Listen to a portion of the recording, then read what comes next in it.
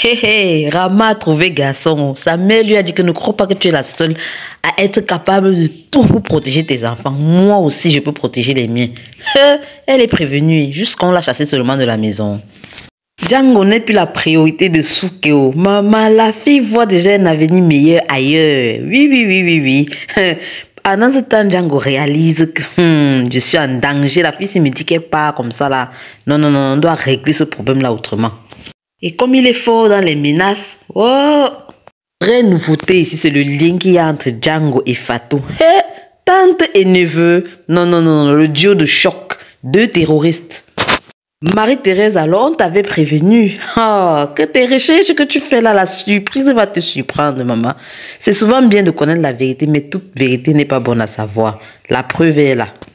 Tonton Gilly, c'est un don juan, il ne perd pas le temps. Qui pouvait croire à ça? Hey, Tonton Gilly et Rama.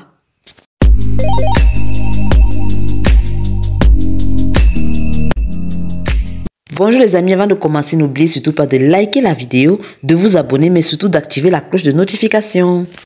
Ramatoulaye, notre actrice internationale dans les mixages de langues, wolof, français, anglais. Non maman, tu es trop forte, je t'assure, tu es trop forte. Marodi ne cesse de nous surprendre avec toi. Oui, Rama et cette obsession de protection envers ses enfants. Non, sincèrement, ouf. Le fait-elle pour elle ou vraiment pour ses enfants? Parce que parfois on a l'impression que c'est de trop. Elle en fait trop, mais on l'aime notre Rama. C'est la preuve qu'elle joue bien. En fait, c'est elle-même qu'elle veut protéger et elle met ses enfants en avant. Sinon c'est quoi? C'est quoi que n'importe quoi protéger mes enfants, n'importe quoi protéger la famille. En tout cas, cette fois, elle a trouvé une comme elle, sa mère, qui lui a clairement fait comprendre qu'elle n'est pas la seule à protéger ses enfants coûte que coûte. Sinon, les scènes avec son frère, vraiment, géré, mais rit jusqu'à... Et l'expression de son visage lorsqu'il s'accroche à sa mère comme un petit garçon. Ah, non, non, non, non, trop fort, trop fort. La maman de Rama connaît sa fille. Elle a vite compris que Rama était coupable et elle l'a chassée comme une malpropre de sa maison. Rama n'est pas une sainte, ça se voit de plus en plus. Et elle aurait commis plusieurs impairs. Et d'ailleurs, sa mère la maîtrise très bien. Et l'a même accusée d'être à l'origine de la mort de son autre fils. Est-ce que vous voyez un peu la gravité des choses? Franchement, je sens que malgré les souffrances et les vécus que Rama a eu avec Jack, on va découvrir une Rama, mais vicieuse, mais pas possible, je vous assure. Entre-temps, nous, on a bien ri de la scène. On espère vraiment que Jack, lui, il guérit là, non. Il ne va même plus calculer Rama. Il va lui foutre le camp, pour ne pas dire foutre la paix.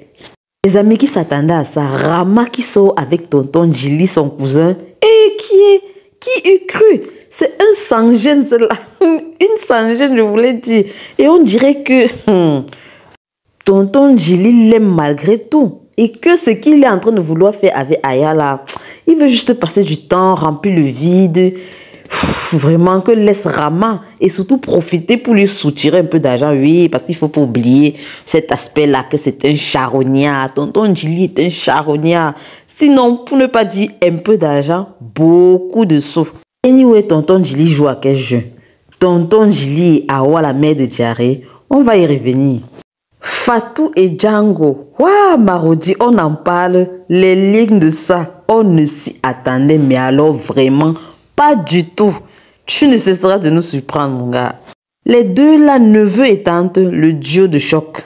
Non mais Fatou, je comprends que tu sois en colère, mais là, tu ne fais de mal, pas qu'aux autres, mais à toi aussi, à ta progéniture. Tu aurais pu t'y prendre autrement, ma chère. Une fois de plus, on voit là les dérives de la polygamie. Fatou, quand elle parle à Mansour, la douceur de ça, alors qu'à l'intérieur, elle est toute bouillonnante. En tout cas, Mansour risque de finir avec une crise cardiaque à ce rythme. La dernière fois, c'était le camion. Maintenant, l'entrepôt. Leçon à retenir ici, non? Méfiez-vous des femmes en colère, blessées et meurtries. Oui, parce que Fatou est en train de savourer une vengeance là à froid. Pas possible. Et ce n'est que le début. Même si les choses pourraient se retourner contre elle. Parce que comme on dit là, le karma existe ici dedans, maman. Comme elle fait mal là, ça peut se retourner contre elle. Parce que la proposition que ouais, l'employé de Mansour a proposée à son chef là, d'aller regarder chez les marabouts là. Et en passant, affaire marabout dans Marodi, si en prise, maman, c'est la pagaille. Un temps, deux mouvements marabout. Un temps, deux mouvements fétiche. Et c'est comment avez-vous? Et en parlant de marabout fétiche, voilà aussi Oli qui est parti voir une voyante, non? Et qu'est-ce qu'il lui dit? Que maman, on bloque ton enfant dans le ventre. Ta vie en danger, tu t'amuses, tu n'auras pas d'enfant.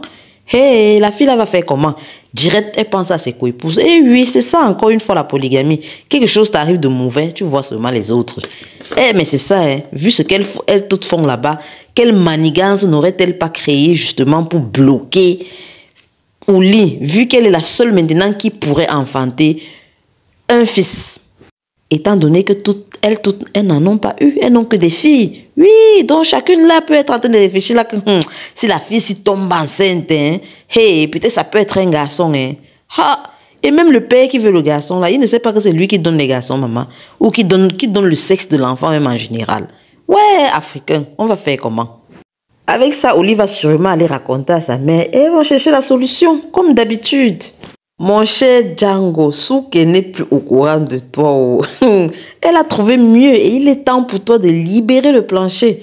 Mais comme tu es un dos, oh, est-ce que tu vas alors laisser? En même temps, Souke se sent déjà, oh, elle a goûté à autre chose avec Pape Demba. Jusqu'à elle ne s'imagine même plus avec Django, alors qu'elle a toujours pris sa défense auprès de ses amis. Le soir, Django est même venu la demander en mariage. La gars dit que je ne veux plus. Maintenant, sinon, elle veut vraiment s'en défaire. Et je crois qu'il faudrait qu'elle déménage, qu'elle quitte cet environnement, qu'elle ne quitte, que rien ne la lie encore à cet environnement et à Django. Si elle veut vraiment laisser se passer là derrière elle.